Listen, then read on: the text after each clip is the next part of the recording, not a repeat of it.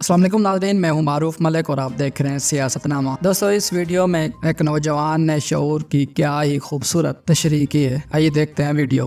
करिए ना, बहुत सारे लोग गल करते हैं यार उन्हें कीता की। मसलन यही गल होंदी है ना जो उन्हें कीता की, उन्हें सब तो वड्डी गल वाला की कीती कि वो जेड़े धिर दे नाल जेड़े समाज दा कमज़ोर तबके नाल कोई खलोना पसंद नहीं सी करदा ना, ਉਹ ਉਹਦੇ ਨਾਲ ਖਲੋ ਗਿਆ। ਉਹਦੇ ਵਿੱਚ ਤੁਹਾਡਾ ਰੇੜੀ ਵਾਲਾ, ਤੁਹਾਡਾ ਮਜ਼ਦੂਰ, ਤੁਹਾਡਾ ਗਰੀਬ ਆਦਮੀ। ਤੁਸੀਂ ਇਹ ਦੇਖੋ, ਮੈਂ ਇੱਕ ਮੋਟੀ ਜੀ ਗੱਲ ਦੱਸਦਾ, ਮੇਰੇ ਵੀਰ ਬੜੇ ਸਮਝਦਾਰ ਸਾਰੇ ਵੀਰ ਬੈਠੇ ਨੇ। ਤੁਸੀਂ ਅੱਜ ਲਾਹੌਰ ਇਸਲਾਮਾਬਾਦ ਦੇ ਵਿੱਚ ਇੱਕ ਬੰਦੇ ਨੇ ਰਹਿਣਾ ਨਾ, ਇੱਕ ਬੰਦੇ ਨੇ ਉਹਨੂੰ ਬਾਹਰੋਂ ਰੋਟੀ ਖਾਣੀ ਪਏ ਨਾ, ਤੇ ਡੇਲੀ ਦੀ ਦਾਲ ਨਾਲ ਵੀ ਰੋਟੀ ਉਹ 1000 ਰੁਪਏ ਦੀ ਖਾਂਦਾ। 3 ਟਾਈਮ ਰੋਟੀ 300 ਰੁਪਏ 'ਚ ਰੋਟੀ ਨਹੀਂ ਖਾਧੀ ਜਾਂਦੀ।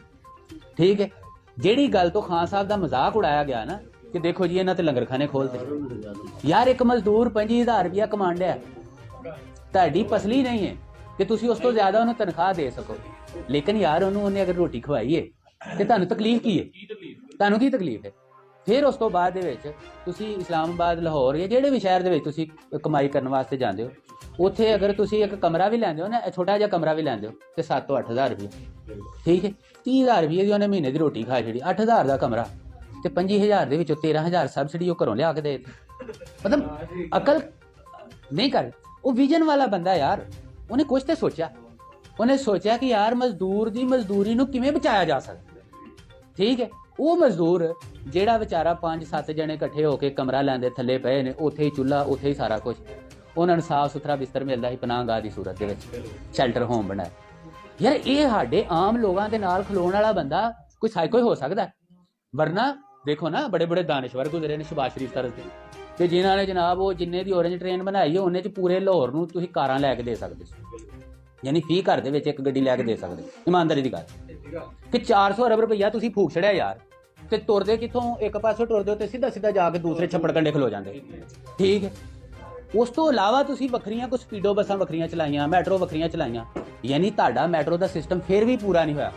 ਇਹਦਾ ਮਤਲਬ ਕੀ? ਤੁਸੀਂ ਆਪਣੇ ਖਾਂਚੇ ਸਿੱਧੇ ਕੀਤੇ, ਤੁਸੀਂ ਆਪਣੀਆਂ ਦਿਹਾੜੀਆਂ ਸਿੱਧੀਆਂ ਕੀਤੀਆਂ ਨੇ। ਸਾਨੂੰ ਨਾ ਦੱਸੋ ਕਿ ਤੁਸੀਂ ਸਾਡੇ ਵਾਸਤੇ ਕੀ ਕੀਤਾ। ਗੱਲ ਇਹ ਵੇ ਕਿ ਇੱਕ ਲਾਹੌਰ ਦੇ ਵਿੱਚ, ਅਸੀਂ ਇਹ ਨਹੀਂ ਕਹਿੰਦੇ ਕਿ ਲਾਹੌਰ ਦੀ ਤਰੱਕੀ ਨਹੀਂ ਹੋਣੀ ਚਾਹੀਦੀ, ਲੇਕਿਨ ਮੈਨੂੰ ਇੱਕ ਗੱਲ ਦੱਸੋ, ਮੈਂ ਛੋਟੀ ਜਿਹੀ ਮਿਸਾਲ ਦੇਣਾ ਕਿ ਸਾਡੇ ਵਿੱਚੋਂ ਇਹ ਜਿੰਨੇ ਵੀ ਦੋਸਤ ਸਾਥੀ ਨੇ, ਇਹਨਾਂ ਨੂੰ 2 ਆਪਸ਼ਨ ਦਿੱਤੇ ਜਾਣ ਕਿ ਭਾਈ ਤੁਹਾਨੂੰ ਅਸੀਂ ਲੱਖ ਰੁਪਈਆ ਦਿੰਦੇ ਹਾਂ, ਉਹਦੇ ਵਿੱਚ ਤੁਹਾਡੇ ਕੋਲ 2 ਚੋਇਸ। ਠੀਕ ਹੈ, ਅੱਛਾ ਤੁਹਾਨੂੰ ਅਸੀਂ ਚੋਇਸ ਦੇਣਾ ਜੀ, ਤੁਹਾਡੇ ਕੋਲ 2 ਚੋਇਸ ਨੇ, ਲੱਖ ਰੁਪਈਆ ਇੱਕ, ਜਾਂ ਤੁਸੀਂ ਬੱਕਰੀ ਖਰੀਦ ਸਕਦੇ ਹੋ ਜਾਂ ਫਿਰ ਘਰ ਦਾ ਏਸੀ ਲਵਾ ਸਕਦੇ। ਠੀਕ ਹੈ, ਜੇ ਤੇ ਹੋਏਗਾ ਨਾ ਸ਼ਬਾਜ਼ ਸ਼ਰੀਫ, ਉਹਨੇ ਭਾਈ ਏਸੀ ਲਵਾਉਣਾ ਜੇ, ਤੇ ਜੇ ਹੋਏਗਾ ਨਾ ਇਮਰਾਨ ਖਾਨ, ਉਹਨੇ ਬੱਕਰੀ ਲੈਣੀ। ਬੱਕਰੀ ਵਾਲੇ ਦਾ ਤੁਸੀਂ ਮਜ਼ਾਕ ਭਾਵੇਂ ਉਡਾਓ, ਬੱਕਰੀ ਨੇ 5 ਮਹੀਨਿਆਂ ਬਾਅਦ ਇੱਕ ਬੱਚਾ ਦੇ ਛੱਡਣਾ। ਏਸੀ ਨੇ ਜਨਾਬ, ਏਸੀ ਨੇ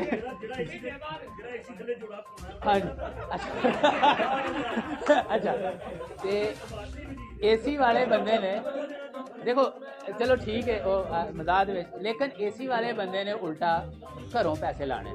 ਸਾਡੇ ਮੁਲਕ ਦੀ ਮਈਸ਼ਤ ਦਾ ਬੇੜਾ ਗਰਕ ਐਸੇ ਤਰੀਕੇ ਦੇ ਨਾਲ ਕੀਤਾ ਕਿ ਅਸੀਂ ਆਪਣੀ ਪੈਦਾਵਾਰ ਨਹੀਂ ਵਧਾਈ। ਆਹ ਜੀ ਇੱਕ ਮਿੰਟ, ਅੱਛਾ ਅਸੀਂ ਵਿਜ਼ਨ ਦੀਆਂ ਗੱਲਾਂ ਕਿਉਂ ਨਹੀਂ ਕਰਦੇ? ਆਮ ਲੋਕਾਂ ਤੱਕ ਅਸੀਂ ਇਹ ਗੱਲ ਕਿਉਂ ਨਹੀਂ ਪਹੁੰਚਾਉਂਦੇ ਕਿ ਖਾਨ ਸਾਹਿਬ ਇੱਕ ਵਿਜ਼ਨ ਵਾਲਾ ਲੀਡਰ। ਉਹਨੇ ਇਸਲਾਮੋਫੋਬੀਆ ਦੀ ਗੱਲ ਦਾ ਮਤਲਬ ਇਹ ਨਹੀਂ ਸੀ ਹੈ ਕਿ ਉਹਨੇ ਪੂਰੀ ਦੁਨੀਆ ਨਾਲ ਜੰਗ ਕਰਨੀ ਸੀ। ਦੇਖੋ ਦੁਨੀਆ ਦੇ ਅੰਦਰ ਜੰਗਾਂ ਤੋਂ ਬਾਅਦ ਵੀ ਮੁਕਾਲਮਾ ਹੁੰਦਾ, ਮੇਜ਼ ਤੇ ਬੈਠਾ ਜਾਂਦਾ। ਉਸ ਬੰਦੇ ਨੇ ਪੂਰੀ ਦੁਨੀਆ ਨੂੰ ਟੇਬਲ ਤੇ ਲੈ ਕੇ ਆਇਆ। 1985 ਤੋਂ ਬਾਅਦ ਦੇ ਵਿੱਚ ਅਗਰ ਦੁਬਾਰਾ ਕੋਈ ਬੰਦਾ ਇਸਲਾਮੀ ਸਰਬਰਾਹੀ ਕਾਨਫਰੰਸ ਕਰਵਾ ਸਕਿਆ ਤਾਂ ਇਮਰਾਨ ਖਾਨ।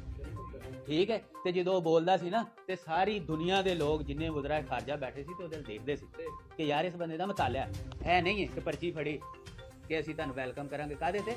ਦਾਲ ਤੇ ਆਲੂ ਕੀਮਾ ਹੈ। ਓਬਾਮਾ ਦੇ ਸਾਹਮਣੇ ਬਹਿ ਕੇ ਜੀ ਉਹ ਲੀਡਰ ਸਾਹਿਬ ਬੈਠੇ ਨੇ, ਐਂਡ ਦੇ ਆਖਰ ਰਿਜ਼ਲਟ ਕੀ ਕੱਢਿਆ ਜੀ? ਦਾਲ ਕੀਮਾ ਤੁਹਾਨੂੰ ਇੰਤਜ਼ਾਰ ਕਰ ਰਿਹਾ ਲਾਹੌਰ ਦੇ ਵਿੱਚ ਤੁਹਾਡੇ। ਯਾਰ ਸਾਡੀ ਦਾਲ ਕੀਮਾ ਪਾਲਿਸੀ ਰਹਿ ਗਈ ਦੁਨੀਆ ਦੇ ਨਾਲ ਗੱਲ ਕਰਨ ਵਾਸਤੇ। ਤੁਸੀਂ ਇਹ ਦੇਖੋ, ਖਾਨ ਸਾਹਿਬ ਦੇ ਦੌਰੇ ਹਕੂਮਤ ਵਿੱਚ ਇੱਕ ਡਰੋਨ ਹਮਲਾ ਹੋਇਆ, ਕਿਉਂ?